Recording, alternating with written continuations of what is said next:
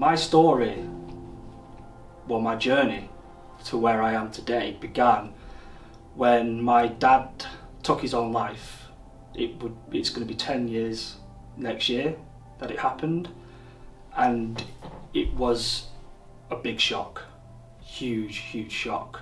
We didn't see it coming, and I think hindsight is a wonderful thing. Looking back now, there were signs that he was struggling, but as he was my dad and my hero, how do you approach a conversation with that person in that way?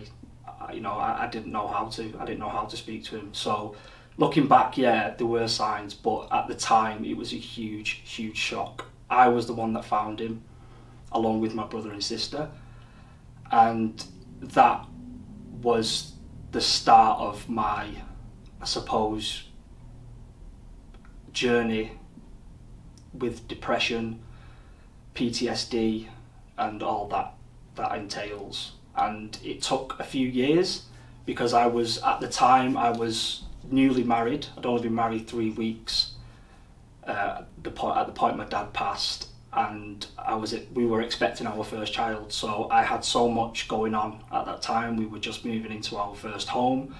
So I buried all the emotion that I should have felt at the time, and I should have expressed at the time. I buried it deep. Don't get me wrong, I mourned, but not in the right way, or the way that I should have mourned. So I buried it deep, and I got on with my life. I worked. We welcomed our daughter, and after the dust had settled, after we were in a routine with our daughter and life had gone back to seemingly normal, that's when my issues began, because I had more time to ruminate, to think on what had happened, and to really miss my dad, because I was embarking on a journey as well as being a new father, being married, marriage and all that entails, the struggles that entails, not just the struggles but the highs. He was missing all of that, and when I needed someone to speak to, when I needed advice, I didn't have my dad to go to. So that's when it really hit me, and that's when I started to dip. That's when my mental health started to dip, and I didn't understand what was happening to me. I didn't know really. I knew the word depression, but I didn't know what that meant. I didn't know what that entailed,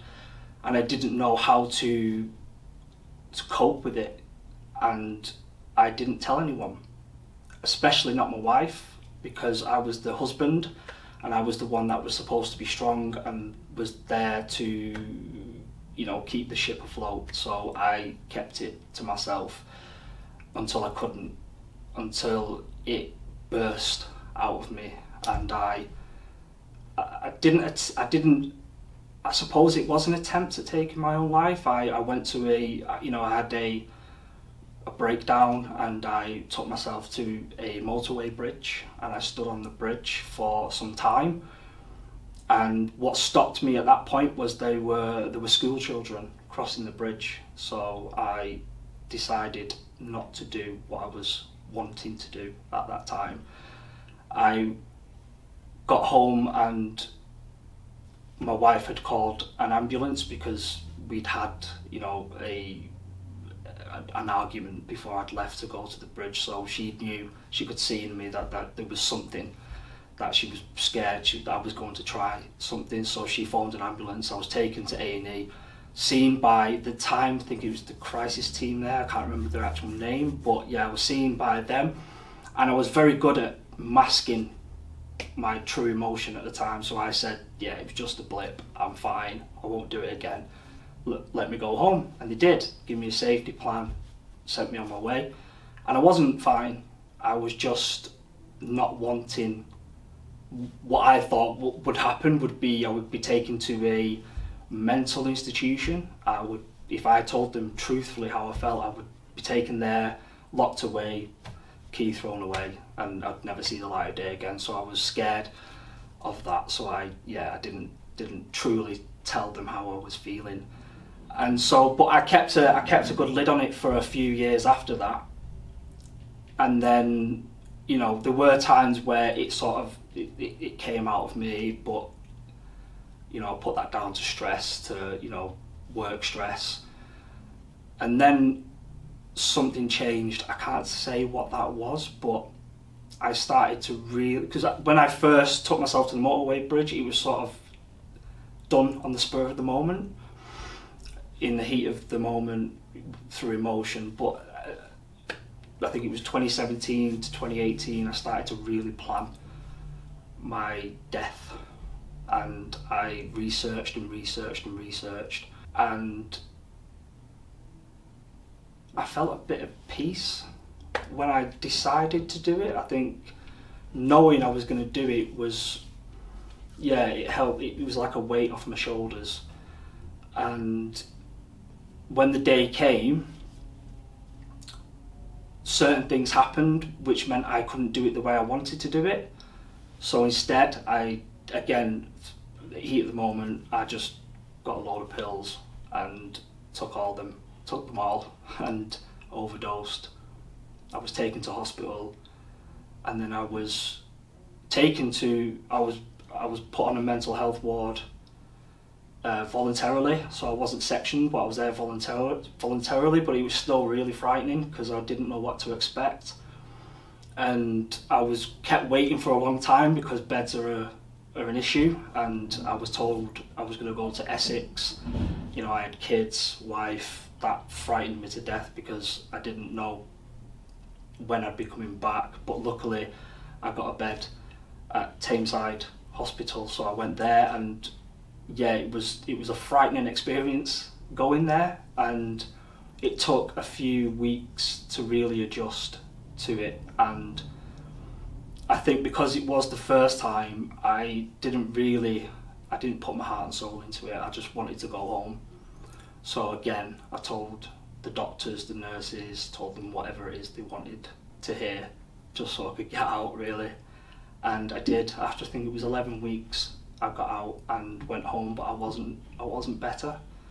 I was, again, just burying whatever it was inside of me deep down, and just thought I'll just have to get on with it. But it doesn't go away. It doesn't go away. And a year later, I was back in hospital, but this time my wife was able to see the signs that I was taking a turn for the worse. And she, before it got to the point that it got to the year previous, she was able to convince me through my mum as well to go back to hospital. And so I did, voluntarily again. But this time something had changed again, and I just, after a week or two, I just decided I'm going to throw myself into it. I'm going to get whatever help I could get, and the help that I did receive was amazing. From the occupational therapists to the mental health nurses, I really started to improve and to see that life is worth living. There's such beauty in this life, even amidst all the chaos. There's beauty, and I was able to find my identity because I'd lost that in the years previous. I was Sean, I was a dad, I was a husband, I had a job, that was it. I didn't know who I was, didn't know what the essence of myself was. And I found that identity, and I was able to find the things that I loved. And one of the things that I love is helping people. I love to help people. It gives me a sense of purpose, it gives me a sense of achievement. And when I got out of hospital, I decided that that's what I wanted to do for a career. I wanted to help people. And how best could I do that without qualifications? I didn't know until I saw that Mind were taking on volunteers. And one of the ways to volunteer was through the peer support project. So one of the things that I had to work on a lot whilst in hospital, and still to this day, to be honest, was my fear of failure. I never see myself as being good enough for most things, and I think I've worked on that a lot. And I think one of the steps that I took in working on that was to apply to be a volunteer, and I did, and I was accepted. and being a volunteer with the Peer Support Project helped me. It helped me to take that next step in my recovery. You know, I'm on medication. I do the things that I love. I am, you know, I'm doing the right things. But this, being a volunteer initially, was what helped me take that further step. And now I'm a paid employee with Mind, and I just got a new role in the Access and Crisis team. So if you'd have told me 10 years ago, the night that I found my dad, that I would be where I am today, I would have called you a liar. Because at that time, life was horrible. My dad was gone, and I couldn't see a future. It took a lot to get where I am today, and it was hard work, but it was worth it.